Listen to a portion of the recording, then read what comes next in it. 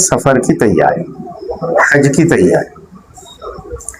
حج کی تیاری کو ہم 4 یا 5 عناوین پر تقسیم کر سکتے ہیں۔ ایک تیاری ہے جسمانی، ایک تیاری ہے سامان کی،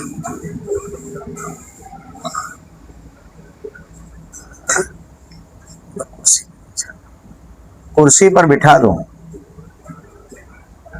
کرسی دے دو ایک۔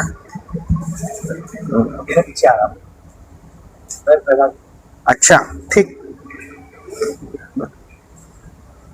جی۔ حج کی تیاری جو ہوگی، ایک تو جسمانی تیاری ہوگی، ایک سامان کی تیاری ہوگی، ایک بقایا عبادات کی تیاری ہوگی، ایک کی جانے والی عبادات کی تیاری ہوگی،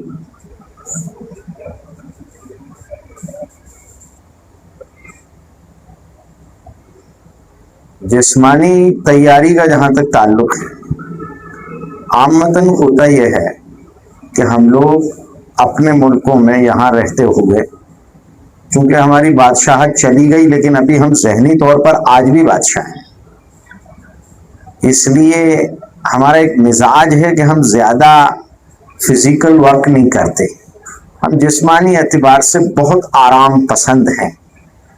اگر پیشاب کو بھی جانا ہے تو ہم موٹر سائیکل سے جاتے ہیں، چلنے کی عادت نہیں ہے۔ اس کی وجہ سے ہوتا یہ ہے کہ اگر زیادہ چلنے کی کبھی نوبت آ جائے تو ہمارے پیروں میں درد ہونے لگتا ہے، ورم بھی آ جاتا ہے۔ اگر زیادہ دیر کھڑے رہنے کی نوبت آ جائے 2-4 گھنٹے تو کمر میں شدید درد ہونے لگتا ہے، اس سے پریشان ہو جاتے ہیں۔ اب حج ایک ایسا سفر ہے جس میں جسمانی ورزش بہت ہے۔ اگر یہاں آپ کو سرے سے چلنے کی عادت نہیں ہے اور آپ سیدھے حج میں پہنچ گئے تو پہلے تو سفر تھکا دے گا، اس کے بعد وہاں جاتے ہی آپ ایک دم طواف کریں گے، سعی کریں گے۔ اب یہ جو اتنے 4 گھنٹے تک آپ کھڑے رہے، پیدل چلے،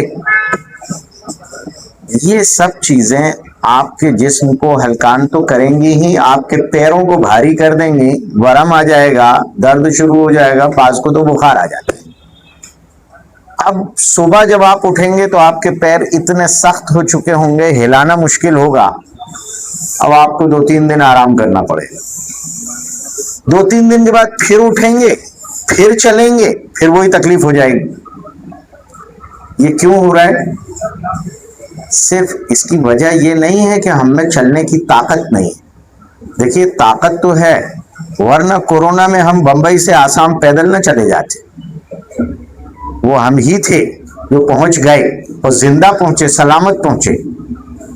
طاقت تو ہے لیکن ہم نے اپنے جسم کو عادی نہیں بنایا ہے۔ اس سے نقصان یہ ہوتا ہے کہ وہاں جا کر جو مسلسل عبادات کرنی ہے، سب سے بڑی عبادت جو وہیں ہو سکتی ہے، کہیں اور نہیں ہو سکتی، وہ طواف۔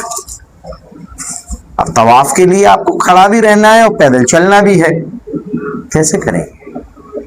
جو واقعی معذور ہیں، ویل چیئر والے ہیں، الیکٹرانک چیئر والے ہیں، وہ تو اوپر جا کر اپنی حد تک کر سکیں گے، لیکن جو جسمانی اعتبار سے اتنے معذور نہیں ہیں، جو معذور نہیں ہیں ان کا تو طواف ہوگا بھی نہیں نا، وہ تو پیدل ہی کرنا ہے۔ غیر معذور کو، غیر معذور سواری پر طواف تو نہیں کرے گا۔ اب ایک طرف ہم غیر معذور ہیں اور ایک طرف ہم بہت جلدی تھک جاتے ہیں، دو چیزیں جمع ہو جاتی ہیں۔ اس لیے سب سے پہلی جس چیز کی ضرورت ہمیں پڑتی ہے وہ یہ کہ حج کا سفر کرنے والا مسلمان اپنے ہی ملک میں پیدل چلنے کی عادت بنا لے۔ یہاں آپ ½ کلومیٹر، 1 کلومیٹر، 1.5 کلومیٹر، 2 کلومیٹر یوں چلیں گے، پہلے تھوڑا چلیں گے پھر بڑھاتے جائیں گے، تو یہاں تو آسان ہے، وہاں تو آپ کو پورا طواف ہی کرنا ہے اور پوری ہی سعی کرنی ہے اور ایک ہی دن میں کرنی ہے۔ وہاں آپ یہ نہیں کر سکتے کہ قسطوں میں چل لیں، یہاں آپ اگر قسطوں میں چلنے کی عادت بنا لیں گے تو بڑھتا جائے گا، اور پھر وہاں آپ جب چلیں گے تو آپ کے پیروں کو وہ تکلیف نہیں، وہ 1-2 دن ہوتی ہے، 2-4 دن ہوتی ہے، اس کے بعد وہ تکلیف ختم ہو جاتی ہے۔ تو آدمی میں سیلف کانفیڈنس بھی آتا ہے، اور اس کو اس کا یقین بھی ہوتا ہے کہ میں کوئی پریشان نہیں ہو رہا ہوں، میرے جسم کو کوئی دشواری نہیں۔ اس کی ورزش یہاں سے کرنی چاہیے۔ اس لیے وہاں دیکھا گیا ہے کہ معذور لوگ تو بعض ہاتھوں سے بھی چل رہے ہیں، پیروں سے بھی چل رہے ہیں، گھٹنوں کے بل بھی چل رہے ہیں، اور وہ طواف کر رہے ہیں، اور ہم لوگ جو ہیں وہ ایک آدھ طواف کر کے اتنے ہلکان ہو جاتے ہیں، پریشان ہو جاتے ہیں کہ ہم سے طواف نہیں ہو رہا ہے۔ اس کی کوئی اور وجہ نہیں، یہ بھی نہیں ہے کہ اندر طواف نہیں ہے، طواف ہے، طلب ہے، لیکن کر اس لیے نہیں پا رہے ہیں زیادہ کچھ کہ ہم نے یہاں رہ کر چلنے کی عادت ڈالی نہیں۔ یہ جسمانی طور پر اپنے آپ کو تیار کرنے کی کوشش کرنی چاہیے۔ ایک بات یہ بھی ذہن میں رکھنی چاہیے کہ آپ حج میں ہیں تو آپ کو یہ پوری مدت بھیڑ میں گزارنی ہے۔ جو لوگ سیلفش ہوتے ہیں، جن کا مزاج یہ ہے کہ ہم تنہا رہتے ہیں، ہمارا ٹوائلٹ الگ، ہمارا باتھ روم الگ، ہمارا بیڈ روم الگ، ہم بالکل الگ تھلگ، جہاں آپ جا رہے ہیں وہاں تو آپ مجمع عام میں ہیں، تھوڑا سا برداشت کرنا پڑے گا، اس کا ذہن بنا کر جانا ہوگا۔ آپ اللہ کے مہمان ہیں، اور جتنے بھی آئے ہیں وہ سب بھی اللہ کے مہمان ہیں۔ اللہ جہاں ٹھہرا دیں، سعادت ہے کہ انہوں نے آنے کا موقع دیا ہے، وہاں اپنا شکوہ شکایت کر سکتے ہیں، اپنے لیے سعادت سمجھیں گے، اور اس بھیڑ میں اپنے آپ کو ایڈجسٹ کریں گے۔ طواف میں بھی دھکے لگ رہے ہیں،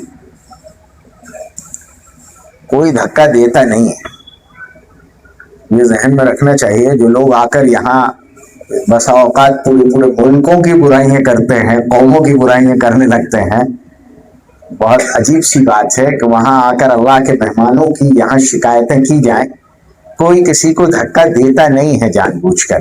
صحت مند لوگ ہوتے ہیں، جب وہ چلتے ہیں تو ان سے دھکا لگتا ہے، یا جو لوگ گروپ بنا کر چلتے ہیں تو وہ ٹرین کی طرح چل رہے ہیں ایک دوسرے کے پیچھے، اس لیے وہ پیچھے والوں کا جو دھکا آتا ہے وہ سامنے والے کو لگ جاتا ہے، کوئی دھکا دیتا نہیں۔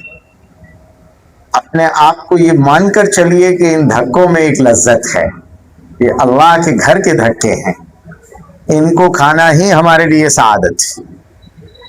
تو بھیڑ میں چاہے عرفات میں ہوں، مزدلفہ میں ہوں، مینا میں ہوں، یا کمروں میں ہوں، مدینہ منورہ کی لفٹ میں ہوں، سب سے زیادہ بھیڑ مدینہ منورہ میں ہوٹل میں تو بہت سکون رہے گا، لیکن لفٹ میں بھیڑ بہت ہو جاتی ہے، بس اوقات آدھا گھنٹہ لگ جاتا ہے۔ لیکن ہمیں سکون سے جینا ہے، ہمیں عبادت کرنا ہے۔ قرآن کہہ رہا ہے یہاں آپ جو کچھ بھی کر رہے ہیں سب فلمایا جا رہا ہے، خصوصی نگاہ۔ ویسے تو دنیا میں آپ کہیں بھی کچھ کریں اللہ دیکھ رہا ہے، ان ربک لبالمرصاد، لیکن وہاں جب آپ پہنچے ہیں تو آپ پر خصوصی نگاہ ہے، آپ کے ہر عمل کو فلمایا بھی جا رہا ہے، آپ کے ہر عمل کو قابل ثواب بھی بنایا جا رہا ہے، ہر جگہ کی دعا قبول ہو رہی ہے۔ تو ہر جگہ کی دعا قبول ہو رہی ہے تو اس کا مطلب یہ ہوا نا کہ آپ پر نگاہ ہے، ہر وقت فرشتے آپ کے ساتھ لگے ہوئے ہیں، جو آپ کے ہر جملے پر، جبھی تو کہیں بھی دعا کی قبول ہو گئی، تو آپ کے ہر جملے پر نگاہ ہے نا، اس کا خیال رکھنا چاہیے۔ کسی کی حقارت دل میں نہ آئے، کسی کا مذاق نہ اڑایا جائے، مجمع میں رہنے کی عادت بنا لے، صبر کی عادت بنائے، اور پیدل چلنے کی مشق کرے، یہ ہے جسمانی ورزش۔ اس کے بعد دوسری تیاری ہوتی ہے آپ کی عبادات کی۔ اس کو ہم 2 حصوں میں بانٹ لیتے ہیں۔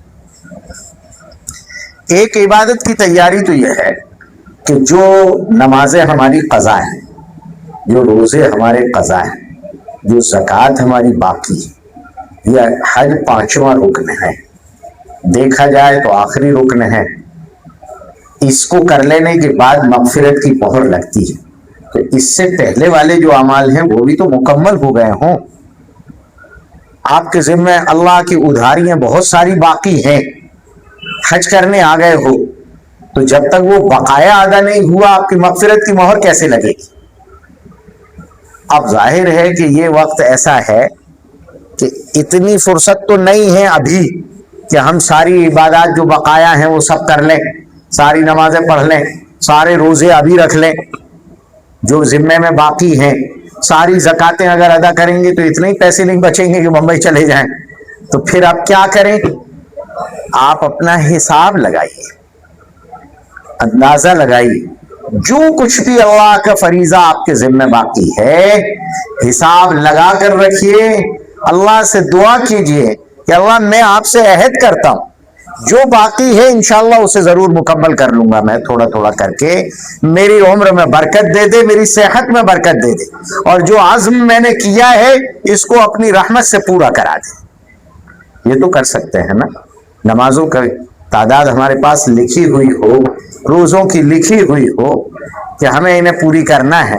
جن کے ذمہ نمازیں باقی ہیں وہ اپنی نمازیں ہر نماز کے ساتھ ایک قضا نماز تو پڑھنا شروع کر دیں، تاکہ اللہ کے جو ذمے میں ہمارے ذمے جو اللہ کا قرض ہے، فرض باقی ہے، وہ ادا ہوتا چلا جائے، تاکہ حج کی وجہ سے جو مغفرت ہمیں ملنے والی ہے 5واں رکن مکمل ہو جانے پر اللہ وہ عطا فرما دے. ایک تیاری ہوئی. دوسری تیاری ہوتی ہے عبادات کی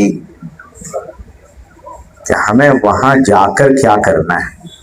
وہاں ہم عبادت کرنے جا رہے ہیں تو وہاں ہمیں تہجد بھی پڑھنا ہے. تہجد کا عزم کریں گے تو فجر با جماعت ہوگی، ورنہ یہاں جس طرح فجر چھوٹ جاتی ہے وہاں بھی چھوٹے گی. اگر آپ یہ عزم کر کے جائیں کہ ہر حال میں حرم شریف میں آپ کو تہجد پڑھنا ہے تو آپ فجر پڑھ لیں. تو یہ تیاری آپ کو یہاں سے کرنی ہوگی. اگر یہاں سے ایک عادت بن گئی تو وہ عادت تو وہاں چل جائے گی. آپ یہ سوچیں کہ ابھی تو میں بہت مصروف ہوں وہاں جا کر ولی بن جاؤں گا، یہ دھوکہ ہے. رمضان میں اس لیے بن جاتا ہے آدمی ولی کہ وہاں شیطان بند جاتا ہے، حج میں شیطان بندتا نہیں ہے.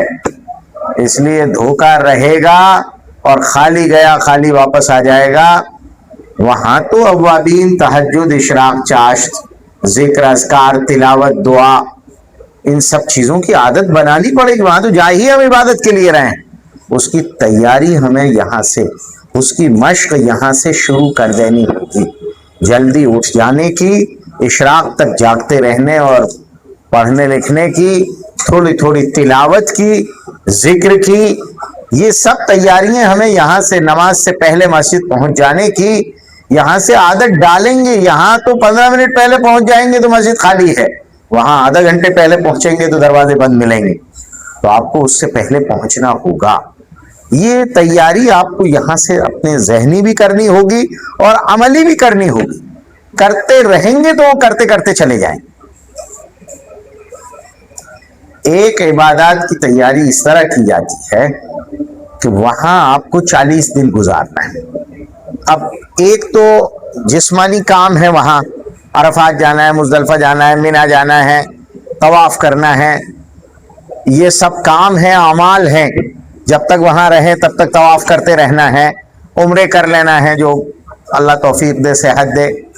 یہ سب تو کام ہے جسمانی. لیکن اس کے علاوہ ہمیں اگر اپنے وقت کو کام میں لگائے رکھنا ہے اور اللہ کی رحمت ہماری طرف متوجہ رہے تو ہمیں یہاں سے ایک ارادہ کر کے جانا ہوگا کہ ہمیں روضہ اقدس پر حاضری دینی ہے تو کم سے کم 50,000 درود شریف تو پڑھ لیں. ہم 50,000 کلمے پڑھ لیں، ہم 50,000 استغفار کر لیں.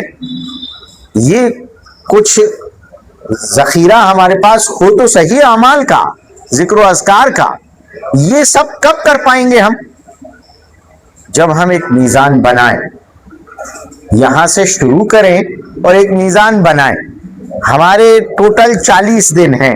40 دن میں سے 5 دن تو ہو گئے حج کے، تقریباً 4 یا 5 دن ہو گئے سفر کے. اب ہمارے پاس 30 دن بچتے ہیں. ان 30 دنوں میں ہم ذکر کتنا کتنا کریں گے، قرآن پاک کی تلاوت کتنی کتنی کریں گے تو ہمارا ایک ایوریج بن جائے گا کہ ہم اتنے دن میں کم سے کم 5 قرآن پاک مکمل کر لیں گے. حضور اکرم صلی اللہ علیہ وسلم کے روضے پر پہنچے تو کوئی نہ کوئی نذرانہ تو ہمارا ہو جو ہم پیش کر سکیں. اتنی دور سے زندگی کی اتنی ساری آرزوؤں کے بعد وہاں پہنچ رہے ہیں تو کچھ تو ہو ہمارے پاس پیش کرنے کے لیے. وہاں پہنچ رہے ہیں تو اتنا ذکر تو ہم کر چکے ہوں کہ اللہ کی طرف ہمارا دھیان بن جائے, اور اتنا ذکر کر لیا ہو فَاذْكُرُونِي أَذْكُرْكُمْ, تم میرا ذکر کرو میں تمہارا ذکر کروں گا, کہ اللہ کے یہاں ہمارا ذکر ہو رہا ہو. اس حال میں ہم پہنچے. اس لیے ایک میزان بنا کر رکھیں کہ ہمیں اتنی تسبیح پڑھنا ہے کلمے کی, اتنی پڑھنا ہے درود پاک کی, اتنی پڑھنا ہے استغفار کی, تاکہ آپ کا جتنا وقت ہے وہ کام میں گزرے اور آپ کو وقت کم لگے. روزانہ میں اگر بانٹ لیں گے اس کو تو بہت آسانی ہو جائے گی, کہ پھر یہ ہوگا کہ اگر وہ مکمل نہیں ہوا وہ میزان تو آپ سو نہیں پائیں گے کہ مجھے ابھی یہ مکمل کرنا ہے ہر طرح سے. بہت سہولت ہو جاتی ہے اس میں, پھر غصہ بھی نہیں آتا, اللہ کا ذکر چلتا رہتا ہے, شیطان حاوی نہیں ہوتا, اور یہ پورا وقت عبادت میں گزر جاتا ہے. آپ جہاں جہاں سے گزر رہے ہیں یہ وہ مقامات ہیں جہاں رسول اللہ کے قدم پڑے ہیں, تو ہم جہاں جہاں سے گزریں گے, جہاں بھی ہم قدم رکھ رہے ہیں وہاں ہم اللہ کا ذکر کر رہے ہیں. اپنے آپ کو تھوڑا سا ایڈجسٹ کریں. جب پیسہ بھی خرچ ہو رہا ہے, وقت بھی خرچ ہو رہا ہے, اللہ نے توفیق دی ہے اور جا رہے ہیں اس مقدس مقام پر, تو اس کے تقدس اور اس کی عظمت کا تقاضا یہ ہے کہ جس طرح حضور نے یہاں قدم رکھتے اللہ کا ذکر کیا تھا, ہم بھی یہاں جب قدم رکھیں تو ذکر اللہ کر رہے ہیں. یہ بھی ایک تیاری. ایک تیاری یہ بھی ہے کہ معافی تلافی کرتے چلیں, جن لوگوں کے حقوق ہیں دیتے چلیں, نہیں ہے تو وعدہ کرتے چلیں, جو ہے اپنے ذمے میں معاف کرا دیں. لوگوں کی عادت ہے ان سے معافی مانگنے جاتے ہیں جو دعوت کرتے ہیں, جو گالیاں دیتے ہیں ان سے معافی مانگنے کوئی نہیں جاتا. ارے بھائی گالی وہ اس لیے دے رہا ہے کہ اسے عمرے میں نہیں جانا, اسے حج میں نہیں جانا, آپ کو جانا ہے. تو ہمیں تو اگر وہ گالیاں دے بھی تو ہمارے لیے فائدہ ہے. ہمارے لیے فائدہ یہ ہے کہ اگر ہم نے اس کو تکلیف پہنچائی تھی اس نے ہمیں پہنچا دی, تو کسی نہ کسی حد تک تو بدل ہو گیا نا. یہ ہمارے لیے فائدہ. یہ ہوتی ہے تیاری. جسمانی تیاری ہو گئی, اعمال کی تیاری ہو گئی, یہ دونوں تینوں. اس کے بعد ایک تیاری ہوتی ہے سامان کی, تاکہ وہاں جا کر آپ کو اپنا سامان بار بار ترتیب نہ دینا پڑے, اور ضرورت سے زیادہ سامان آپ کے ساتھ نہ ہو بے وجہ. اس لیے کہ جو کچھ آپ لے جا رہے ہیں وہ آپ ہی کو ہٹانا ہے, کوئی خادم موجود نہیں ہے. جو کچھ کرنا ہے آپ ہی کو کرنا ہے. دوسرے یہ کہ آپ کو مینا بھی جانا ہے, عرفات بھی جانا ہے, کہاں کہاں جانا ہے ہر جگہ, تو آپ کا کتنا سامان کہاں کام آ جائے گا آپ کے, یہ بھی ایک تیاری. اس کے لیے حج میں جانے والے مسافر کو 4 بیگ لینے ہوتے ہیں. ایک بڑا بیگ لینا ہوتا ہے 4 پہیے والا, تاکہ وہ چھوٹے بچے کی طرح اپنے آپ چلتا رہے, گھسیٹنا نہ پڑے. اس میں وزن کم ہونا چاہیے, ورنہ سوٹ کیس میں اگر وزن زیادہ ہو جائے گا تو پھر اس میں سامان کم آئے گا.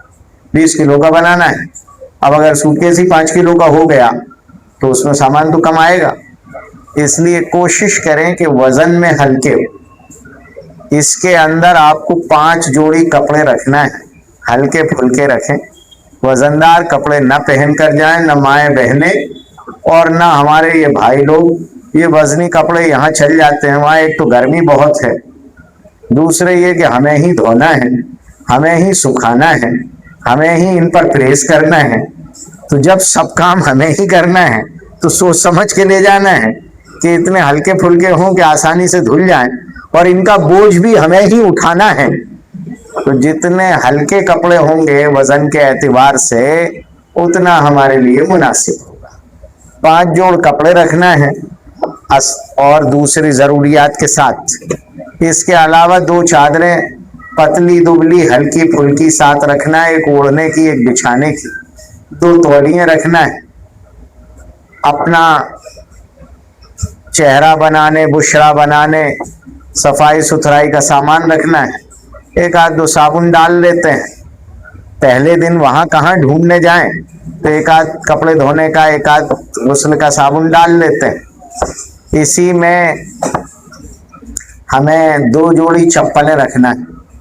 चप्पलें जो ली जाएं वो बहुत हजम के एतबार से बड़ी ना लें, हल्की फुल्की चप्पल लें। ज्यादा नर्म चप्पल लोग दुकानों वाले बताते हैं ये बहुत नर्म है, आपके पैरों को बहुत अच्छी रहेगी। नर्म चप्पल वहां 10 किलोमीटर 12 किलोमीटर पैदल चलेंगे दब जाएगी, उसमें कांटा भी जल्दी घुसता है और धूप में गर्म ज्यादा होती है।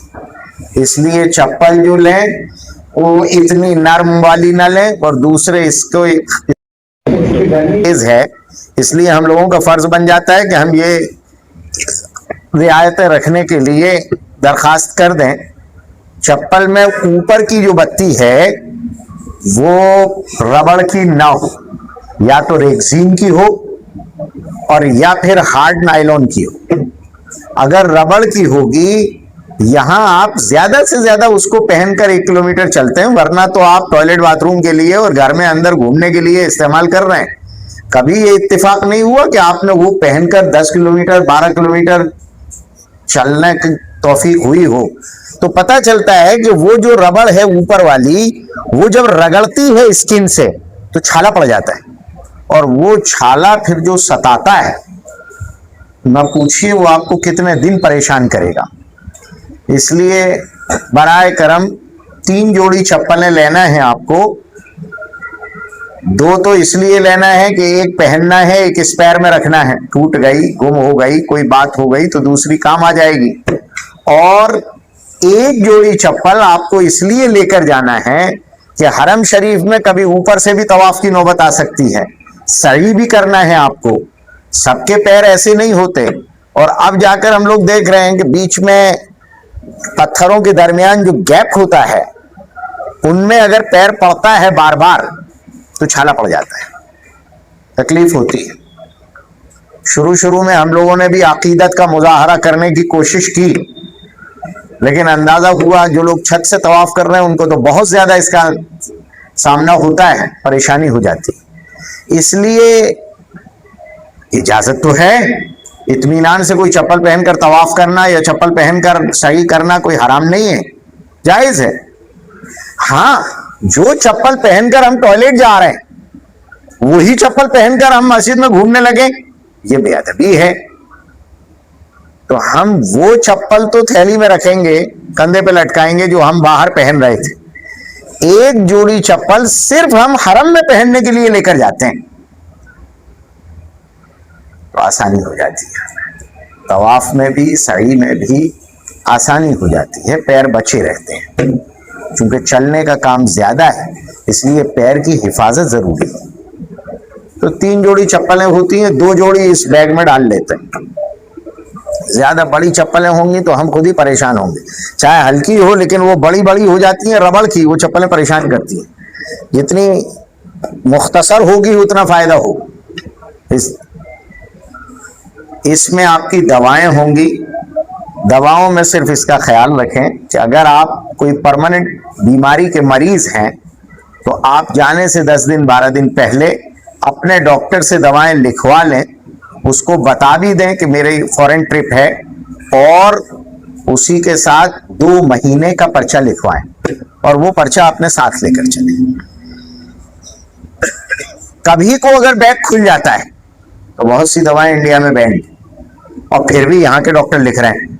बहुत सी दवाएं ऐसी हैं जो यहाँ चल रही हैं लेकिन दूसरे मुल्कों में बंद हैं, परेशानी होती है। खास तौर से ये जो नशा आवर दवाएं होती हैं बहुत सौ को देना पड़ रही हैं। अब वो तेज दवाएं हैं, उनके मुल्कों में उन पर खतरात हैं। अब हम स्ट्रिप की स्ट्रिप लेकर जा रहे हैं, नशे की दवाएं हैं, उस अगर बैग खुल गया तो उनको कलाम होता है। लेकिन अगर आप 2 महीने की तरतीब का पर्चा बनाए हुए हैं डॉक्टर का, और उसने वहां जहां पर्चा बनाया है उसके साइड में उसका मर्ज लिख रखा है, तो फिर कोई दिक्कत नहीं है, आपको अलाउ किया जाएगा। इसलिए जाने से 10-12 दिन पहले का एक पर्चा बनवा लें, वो 2 महीने का बनवाएं डॉक्टर का, उसके साथ दवा लेकर जाएं। نمبر 2، جو آپ کے زکام، نزلہ، سردی، کھانسی، بخار جو ہمارا قومی نشان ہے، اس کی دوائیں بھی ساتھ لے کر جائیں، کوئی ایک آدھ اینٹی سیپٹک ڈال لے جائیں، کچھ نہ کچھ ایسی چیزیں جو فرسٹ ایڈ کی ہیں وہ سب اپنے ساتھ لے جائیں۔ یہ نیت نہ کریں کہ ہم بیمار ہو جائیں گے تو کام آئیں گے، یہ نیت کریں کہ کوئی بھی ہمارے ساتھی کے کام آ جائیں گے، وہ ہمارے بھی کام آ سکتی ہیں، ہم 2 جا رہے ہیں ان میں سے کسی ایک کے کام آ سکتی ہیں، لیکن یہ کہ کسی کی بھی ضرورت ہوگی اللہ اس کے کام میں لے لے، لیکن ساتھ لے ضرور جائیں۔ وہاں پریشانی ہوتی ہے، بسا اوقات جو دوائیں ملتی ہیں وہ جلدی اثر نہیں کر پاتی تو آدمی پریشان ہوتا ہے، اس لیے یہ کچھ دوائیں ساتھ رکھ لینا چاہیے بیگ میں۔ اس کے علاوہ کھانے پینے کا سامان آپ ساتھ لے جائیے، وہ آپ کے کام کا ہے، لیکن اس میں خیال رکھیے بیسن کی چیزیں، چونکہ عامتاً ان کو بنانے میں کالا نمک اور زیرہ اور یہ کالی مرچ اور وہ سب چیزیں جو جلدی ہضم کرنے والی ہیں وہ ڈالی جاتی ہیں، پودینہ ڈالا جاتا ہے، اور یہ سب چیزیں مل کر پیٹ خراب کرتی ہیں، گیس بناتی ہیں، بار بار وضو کے تقاضے ہوتے ہیں۔ یہاں آپ کو ایک مشق یہ بھی تو کرنی ہے کہ آپ باوضو رہیں، آپ ان مقدس مقامات پر ہیں، دوسرے آپ مسجد میں پہنچ گئے، جمعے کے دن آپ کی خواہش ہے کہ میں مسجد میں اندر جمعہ پڑھ لوں تو آپ کو 9 بجے سے پہنچنا ہوگا، اب جمعہ ہوگا 12:30 بجے، پہنچ گئے آپ 9 بجے سے، تو اب آپ کو وضو اتنا لمبا چلانے کی مشق بھی تو ہونی چاہیے۔ شروع میں آپ پیدل چلیں گے تو یہ ہوگا کہ آپ جیسے ہی زیادہ پیدل چلے آپ کا وضو ٹوٹ جائے گا، لیکن جب ایک مشق ہو جاتی ہے پھر ضرورت نہیں پڑتی، اس لیے کھانے پینے کی چیزیں لے کر تو ضرور جانا پڑتا ہے۔ چلتے ہیں پیدل تو بھوک بھی لگتی ہے، مریض ہیں تو جلدی چکر آنے لگتے ہیں، گرمی تیز ہوتی ہے تو اور بڑا مسئلہ ہو جاتا ہے، اس لیے کچھ نہ کچھ کھانے پینے کی چیزیں ساتھ ہوں۔ اب ڈرائی فروٹ ڈالیں، مونگ پھلی دانے ڈالیں، مونگ کی دال ڈالیں، مٹری ڈالیں، مٹھائی ڈالیں، جو شوگر کے مریض ہیں وہ لازمی مٹھائی ڈال لیں، تو یہ سب چیزیں آپ لوگوں کے کام کی ہیں، لیکن رکھ کر لے جائیں، اتنا زیادہ نہ ہو کہ آپ ہی کے لیے بوجھ ہو جائے۔ لے جاتے ہیں وہاں ضرورت نہیں پڑتی تو پھر واپس لانا نہیں ہو، پہلے تو کسی کو دیتے نہیں ہیں، خود رکھتے ہیں، پھر جب حج کا آخری زمانہ آتا ہے پھر وہ خراب بھی ہونے، اب سوچتے ہیں دوسروں کو بانٹ دیں، ارے بھائی اب یہ پرانا آپ کون لے گا، یہ تو شروع میں بانٹتے یا اتنا ہی لے جاتے جتنا کھانے کی ضرورت تھی، لیکن لے جانا چاہیے کچھ نہ۔ یہ سب چیزیں آپ کے بڑے بیگ میں آ رہی ہیں، یہ بیگ کو لاک کر دیجیے۔ 2 چادر، 5 جوڑ کپڑے، 2 تولیے، آپ کا شیونگ کا پورا سامان اور آپ کے کھانے پینے کا سامان، آپ کی دوائیں، اور دواؤں کی یہ دونوں قسمیں، فرسٹ ایڈ کی دوائیں بھی اور ادھر آپ کی پرماننٹ دوائیں بھی۔ ہم لوگ اس وقت میں ایک درخواست کرتے ہیں حاجیوں سے جو آج کل جانے والے ہیں، چونکہ گرمی وہاں بہت تیز ہوتی ہے، اس لیے الیکٹرول کے چھوٹے پاؤچ لازمی لے جائیں اور بڑی مقدار میں لے جائیں۔ میں تو درخواست کرتا ہوں فی کا 100 لے جائیں، چھوٹے چھوٹے پاؤچ آتے ہیں وہ فی کا 100 لے جائیں، ہر جگہ قدم قدم پر وہ آپ کے کام آئے گی۔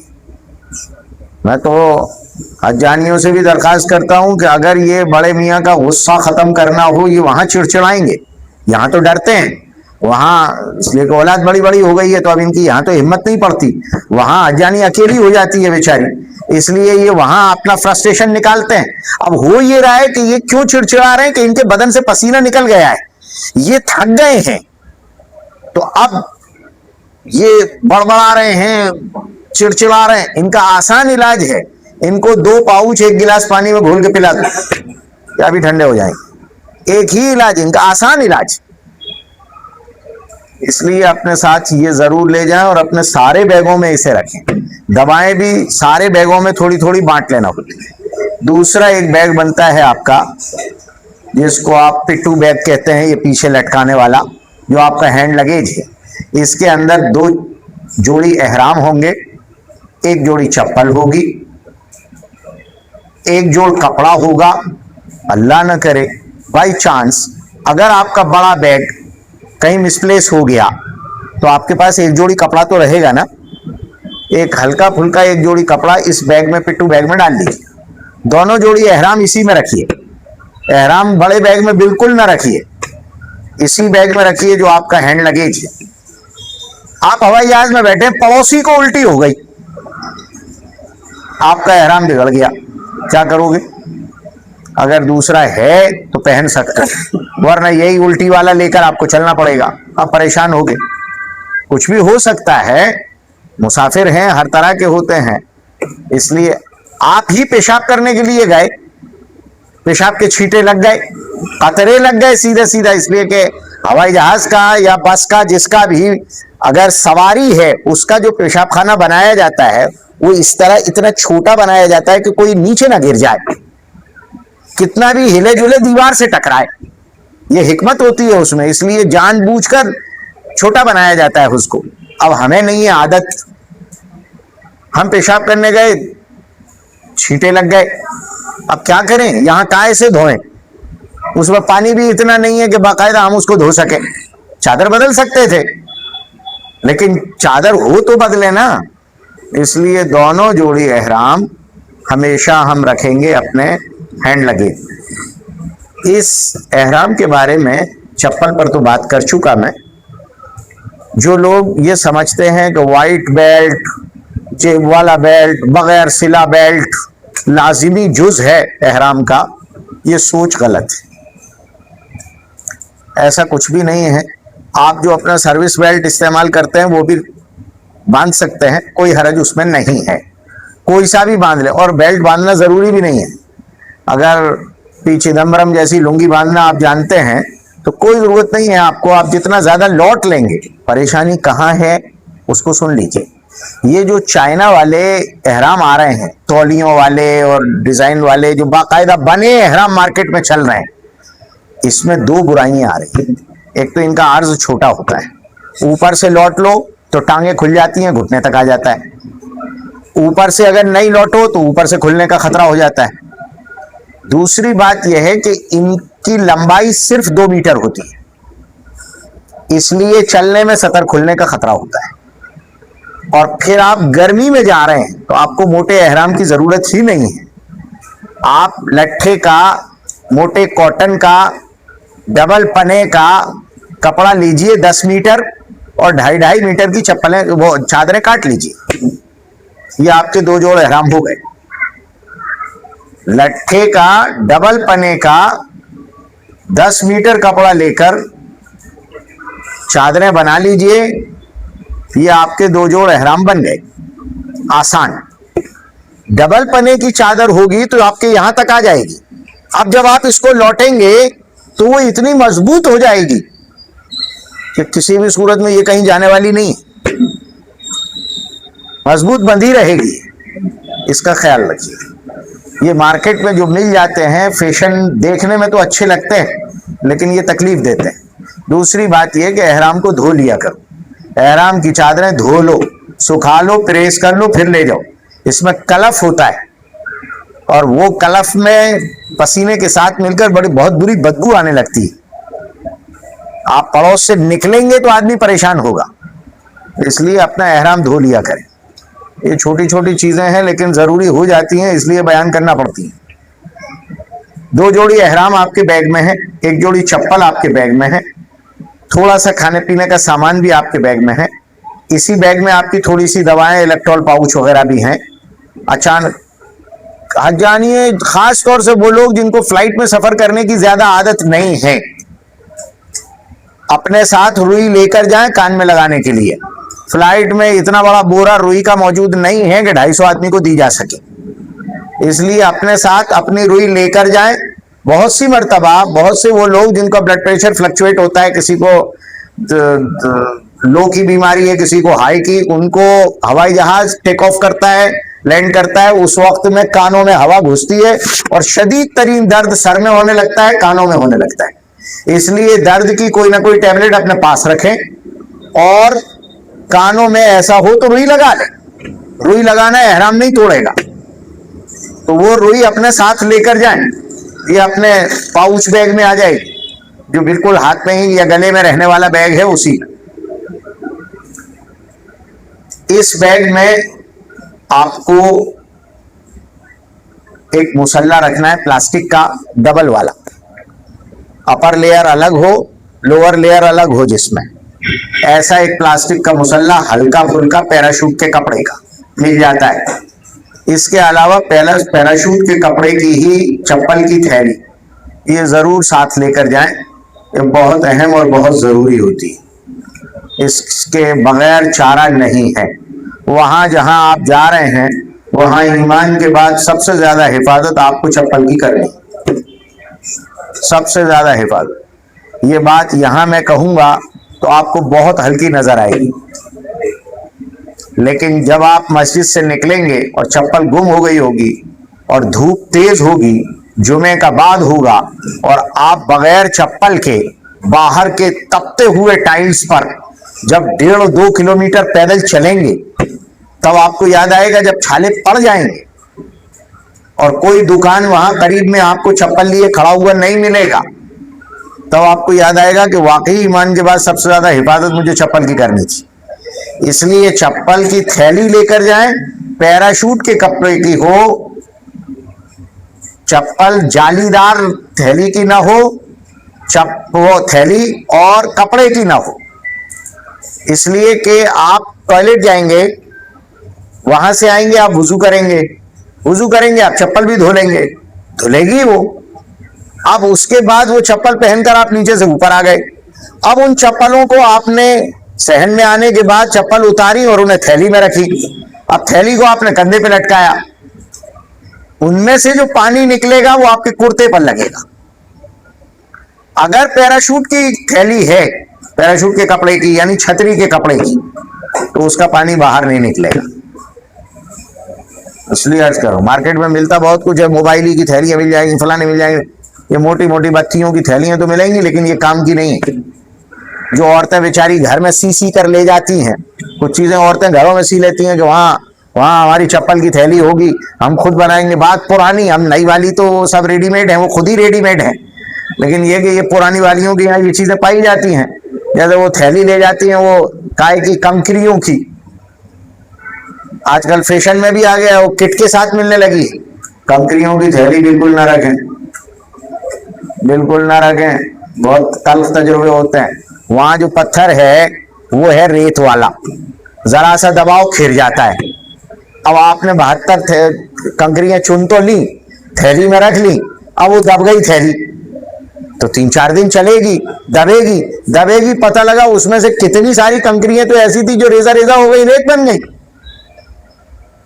اس لیے کنکری کی تھیلی نہیں ہوتی, چھوٹی سی بوتل میں, وہاں تو چھوٹی چھوٹی بوتلیں پانی کی مل جاتی ہیں, چھوٹی بوتل میں کنکری ڈالنی ہوتی ہے دھو کر, اور وہ بوتل اپنے پٹو پاؤچ بیگ جو بالکل آگے لٹکا ہوا ہے اس میں ڈال لینی ہوتی ہے. جب بھی کنکری مارنا ہوگی اس میں سے نکال کے مار دیں گے تاکہ دبنے کی وجہ سے کھر نہ جائے. جی, یہ تو ہو گئی آپ کی تیاری. آپ کا دوسرا بیگ تیار ہو گیا, ایک مسلح رکھ لیا آپ نے, اسی میں پلاسٹک کی تھیلی رکھ لی اپنی, اس کی چپل کی, ایک جوڑی چپل رکھ لی, 2 جوڑی احرام رکھ لیے, ایک جوڑی کپڑے رکھ لیے, کھانے پینے کا سامان رکھ لیا, کچھ دوائیں رکھ لی. ٹھیک, اس بیگ کو پیک کر دو. تیسرا ایک پاؤچ بیگ آئے گا آپ کا, جو آپ کے گلے میں لٹکا ہے, یا عورتیں جو ایک پرس ٹانگتے کر گھومتی رہتی ہیں, یہ ان کا پرس. اس کے اندر دعا کی ایک کتاب آئے گی, الحزب الاعظم, دعا کی ایک انسائکلوپیڈیا ہے یہ دعا کا, الحزب الاعظم. انٹرنیٹ پر دیکھیں گے مل جائے گی. یہ انگلش ٹرانسلیشن کے ساتھ بھی مارکیٹ میں اویلیبل ہے, اردو ٹرانسلیشن کے ساتھ بھی ہے, ہندی ٹرانسلیشن انٹرنیٹ پر اویلیبل ہے. جو نوجوان ہیں میں ان سے ہر جگہ درخواست کرتا ہوں کہ بھائی مہربانی کر کے اس کا پرنٹ آؤٹ نکال لیں پاکٹ سائز پیپر پر, اس طرح کہ وہ پاکٹ سائز بن جائے, اور ان حجاج کو دے دو گے تو تمہیں ثواب بھی ملے گا, پیسے لے لو گے تب بھی ثواب ملے گا, لیکن یہ کہ ایک کام ہو جائے گا. یہ وہاں جا کر بہت ساری دعائیں کرنی ہیں. اب کچھ تو یہ ہے کہ یہاں سے لوگ درخواستیں کر دیتے ہیں, کوئی یہ نہیں کرتا کہ میری مغفرت کی دعا کرنا, سب یہ کر دیتے ہیں وہ ہماری بیٹیا کے لیے, وہ ہمارے بیٹے کی نوکری کے لیے, وہ بیمار پڑا ہے اس کے لیے, وہ جیل میں ہے اس کے لیے, اس کے لیے, اس کے لیے. مانا بھائی ٹھیک ہے, لیکن کیا صرف یہی دعائیں کرنی ہیں؟ آخرت کی جیل سے نجات کی دعائیں بھی تو کرنی ہے, اللہ کے قرب کی دعائیں بھی تو کرنی ہے. کیا دعائیں کریں وہ تو نبی سے معلوم ہوگا صلی اللہ علیہ وسلم، حضور بتلائیں گے کیا دعائیں کریں. تو حضور کی دعاؤں کا مجموعہ ہوتا ہے، اس کو ساتھ لے جانا ہوتا ہے تاکہ عرفات میں بیٹھیں تو دیر تک دعائیں کرنی ہے تو وہ دعائیں پڑھ سکیں، ان کا ترجمہ پڑھیں تاکہ ہماری سمجھ میں تو آئے کہ ہم کیا مانگ رہے ہیں. تو الحزب العظم ہوگی، اس کے علاوہ دعاؤں کی کوئی پاکٹ سائز کتاب حج و عمرے کی دعاؤں کی مل جاتی ہے، وہ ایک ڈال لیں. کوئی بھی ایک چھوٹی سی حج عمرے کی گائیڈ ہو لیکن کسی اچھے تجربے کار بزرگ عالم کی لکھی ہوئی ہو، ورنہ تو ہر آدمی اس سال حج کرتا ہے اگلے سال مصنف بن جاتا ہے. تو وہ تو پتہ نہیں کتنی چل رہی ہیں مارکیٹ میں اور ان میں کانٹرڈکشن بھی بہت ہوتا ہے، اس لیے کوئی کچھ بھی لکھتا ہے. اس لیے اس کا خیال رکھیں کسی اچھے عالم کی چھوٹی موٹی گائیڈ مل جائے تو وہ ساتھ لے لیں. ہو گیا. پاکٹ سائز کتاب رکھیں، زیادہ موٹی نہ لیں اس لیے کہ آپ کو وہ پاؤچ میں رکھنا ہے. چھوٹا سا قرآن پاک اگر آپ ساتھ رکھنا چاہیں تو رکھ سکتے ہیں. عرفات میں، مزدلفہ میں، مینا میں، ہوائی جہاز میں، سفر میں، مکہ مکرمہ سے مدینہ منورہ جاتے ہوئے، ان سب موقعوں پر آپ تلاوت کر سکتے ہیں. اپنے ساتھ اپنا چھوٹا سا قرآن پاک ہوگا تو پڑھنا آسان ہوگا. ورنہ آج کل تو لوگ موبائلوں میں بھی پڑھتے ہیں، موبائلوں میں پڑھنا گناہ نہیں ہے، فتویٰ جواز کا ہے، وہ بھی کر سکتے ہیں. موبائل میں اس لیے الاؤ ہو جاتا ہے، زیادہ بہتر اس لیے رہتا ہے کہ اس میں فونٹس آپ چھوٹے بڑے کر سکتے ہیں. کتاب میں تو آپ فونٹس بڑے نہیں کر پائیں گے لیکن موبائل میں آپ فونٹس بڑے کر سکتے ہیں، تو آپ اس طرح بھی پڑھ سکتے ہیں.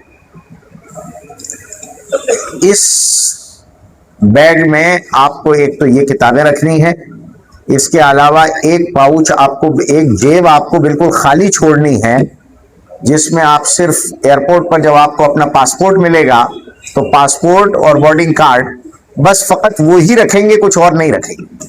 ایک جیب میں کچھ ریال رکھیں گے، صرف وہی رکھیں گے، کچھ اور نہیں رکھیں گے. اس کی ایک جیب میں ایک چیز رکھنا ہے، ملتانی مٹی کا اتنا بڑا ٹکڑا، ملتانی مٹی کا اتنا بڑا ٹکڑا، زیادہ پتلا نہیں کہ فوراً ٹوٹ جائے اور اتنا زیادہ موٹا بھی نہیں کہ آدھا کلو کا ہو جائے، لیکن یہ کہ ایک پاؤ انچ آدھا انچ کا موٹا ہو، اتنا بڑا ٹکڑا ہو. اس کو ایک پلاسٹک تھیلی میں پیک کر کے اور پھر اس کے بعد اس کو اس میں ڈال لیتے ہیں، یہ پاؤچ بیگ میں جو آپ کے گلے میں لٹکا ہوا ہے. اس کا ایک بند تو آپ کی کمر میں بن جاتا ہے، ایک گلے میں لٹک جاتا ہے. اسی کے اندر یہ ملتانی مٹی کا ٹکڑا رکھتے ہیں. یہ ہمارے دو کام آتا ہے. ہوائی جہاز میں وضو نہیں ہے، اب ہمیں قرآن پڑھنا ہے، ہم کیا کریں؟ نماز کا وقت ہو رہا ہے، نماز ایسی ہے نکل جائے گی، وقت نکل جائے گا، تو پڑھنا تو ہوائی جہاز میں ہے، اور ہوائی جہاز میں جو نماز پڑھنا ہے کرسی پر بیٹھے بیٹھے پڑھنا ہے. اس کا بھی خیال رکھیں، اس لیے کہ وہاں آپ اکیلے نہیں ہیں، جتنے ہیں سبھی حاجی ہیں. اب سب اکٹھے ہو کر با جماعت نماز پڑھیں گے تو یہ آخری نماز ہوگی آپ کی، اس لیے کہ ہوائی جہاز چلتا ہے بیلنس پر. اب ایک طرف اتنا وزن، جب سارے حاجی کھڑے ہو جائیں گے تو ہوائی جہاز وہاں نہیں جائے گا، یہ کہیں اور جائے گا. اس لیے آپ کو کرسی پر بیٹھ کر ہی یہ نماز پڑھنی ہے اگر نماز کا وقت ہو جاتا ہے تو. ہاں، جب آپ کمرے پر پہنچ جائیں تو اس نماز کو دوبارہ پڑھیں گے، اتنا خیال رکھیں.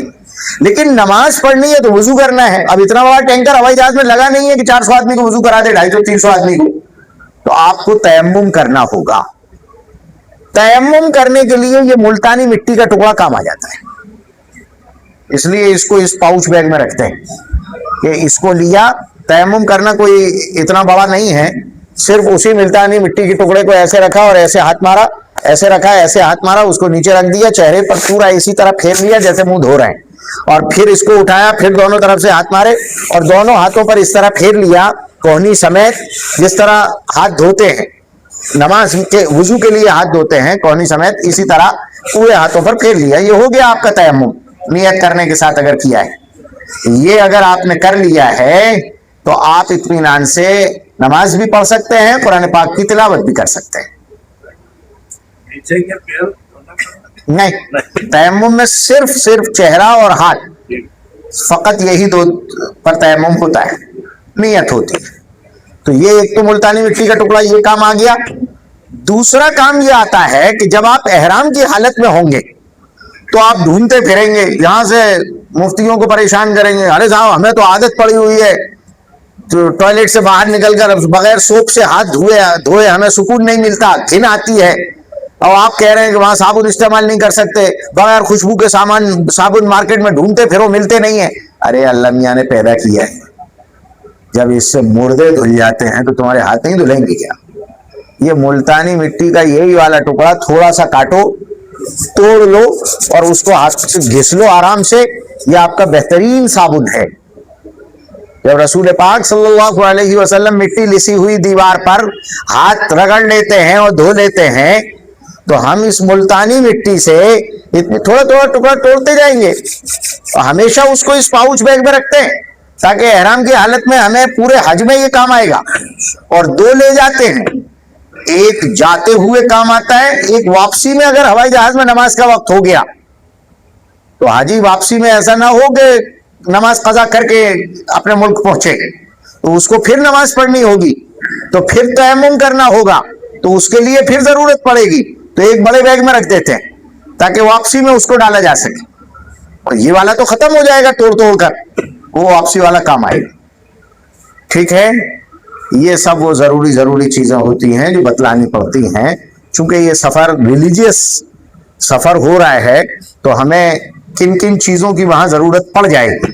تھوڑے بہت کھانے پینے کی چیزیں بھی اس پاؤچ بیگ میں ڈالتے ہیں, اپنی کوئی بہت ضروری دوائیں درد بند کرنے کی یا اس طرح کی کچھ نہ کچھ اس میں ڈالے رکھتے ہیں. الیکٹرول پاؤچ بھی اس میں کچھ نہ کچھ ضرور ڈال لیتے ہیں, اور یہ ہمارے گلے میں لٹکا ہے.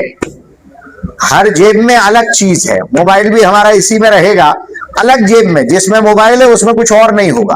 اس لیے زیادہ جیبوں والا بیگ لیتے ہیں, لیکن ہو ہلکا, ہو پیراشوٹ کے کپڑے کا, وزنی نہ ہو, تاکہ آپ زیادہ دیر تک اس کو اپنے سے لگائے رکھیں تو آپ کو پریشانی نہ ہو.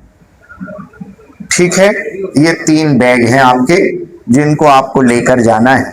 ان تینوں بیگوں کے لیے ایک چیز کی ضرورت اور پڑے گی, برائے مہربانی اس کا خیال رکھیں, کوئی بھی پرانے کپڑے کی چندیاں تینوں بیگوں میں باندھ لیں, تینوں میں باندھیں. یہ نہ سوچیں کہ جو بیگ میرے گلے میں ہی لٹکا ہے اس میں چندی باندھنے کی کیا ضرورت ہے.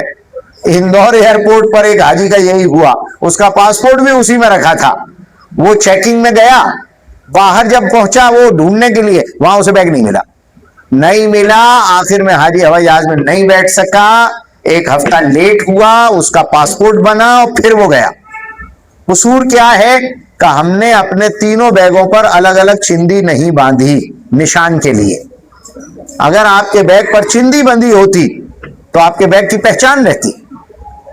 اس لیے اس کا خیال رکھیے, اپنے تینوں بیگوں پر چندی باندھیے, چندی نہیں چندا, تاکہ دور سے دکھے اور آپ پہچان لیں.